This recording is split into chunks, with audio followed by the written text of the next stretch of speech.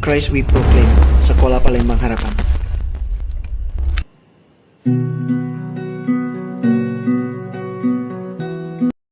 Halo, shalom anak-anak semua. Apa kabar? Semoga pagi ini anak-anak semua dalam keadaan sehat dan bersemangat ya untuk mengikuti pembelajaran pagi hari ini. Nah, sebelum belajar kita akan berdevosi sebentar ya anak-anak.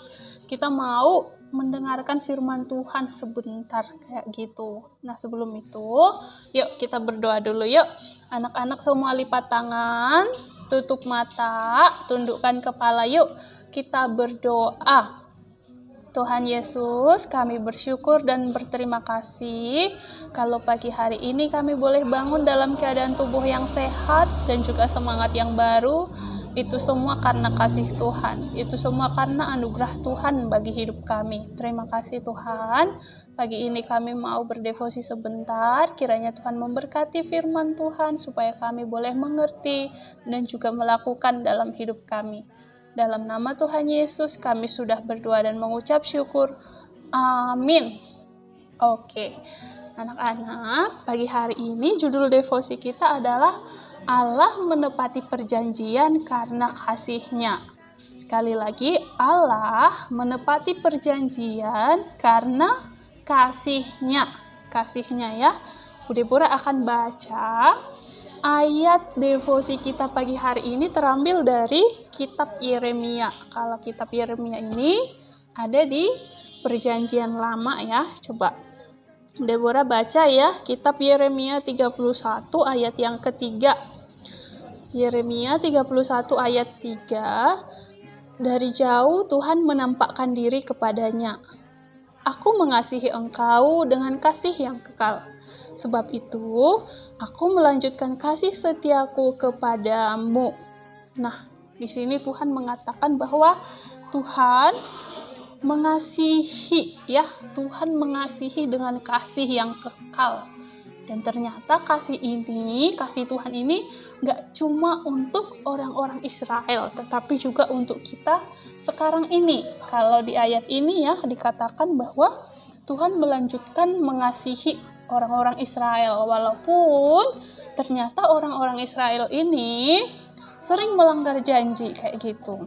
Orang Israel ini punya janji ya sama Tuhan, tapi orang Israel sering melanggar janji, sering bikin Tuhan kesal, marah karena perbuatannya yang tidak menepati janji. Kalau di devosi sebelumnya, Bude Pura pernah bilang ya sama anak-anak kalau kita punya janji, kita harus menaati janji tersebut. Kita harus mengikuti atau melakukan perjanjian. Jangan ingkar janji seperti itu. Kalau mungkin anak-anak sama temannya punya janji, anak-anak harus tepati. Coba deh bayangin, kalau misalnya anak-anak ada di posisi Tuhan sama bangsa Israel gitu ya.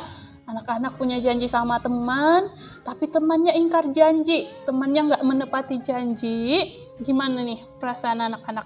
Pasti kesel ya. Atau mungkin anak-anak akan marah atau merasa nggak enak sama temannya, terus berpikir, kok bisa ya dia ngingkar janji, kok bisa ya dia nggak menepati janji, nggak mau lagi temenan sama dia kayak gitu, dia tuh nggak menepati janjinya kayak gitu.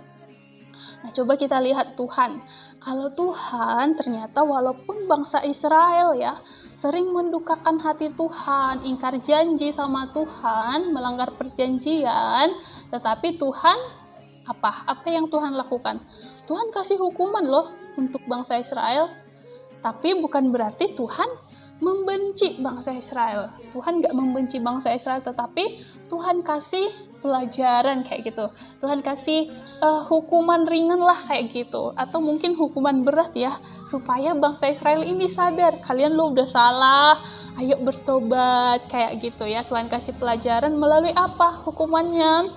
Melalui bangsa Israel harus berperang melawan orang-orang dalam perjalanannya ya. Orang-orang tersebut harus kalau kayak kita dulu ya, zaman penjajahan ya, harus berperang sama penjajah. Nah, bangsa Israel juga begitu, mengadakan perlawanan-perlawanan gitu sama orang-orang dari bangsa lain. Nah, itulah contoh hukuman yang Tuhan berikan. Tetapi Tidak sampai di situ, Tuhan gak melepaskan bangsa Israel, biar aja bangsa Israel itu semuanya berperang, biar mati semua. Nah, gak kayak gitu, Tuhan gak kayak gitu. Tuhan bilang apa di si ayat yang tadi?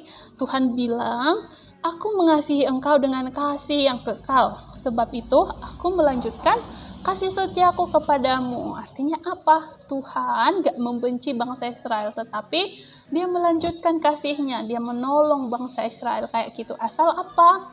Asal bangsa Israel mau bertobat, mau berpaling kepada Tuhan. Kalau kita lihat ya, kejahatan-kejahatan bangsa Israel, mereka tuh udah dibantuin Tuhan keluar dari Mesir, dari penjajahan, di padang gurun dikasih apa ya?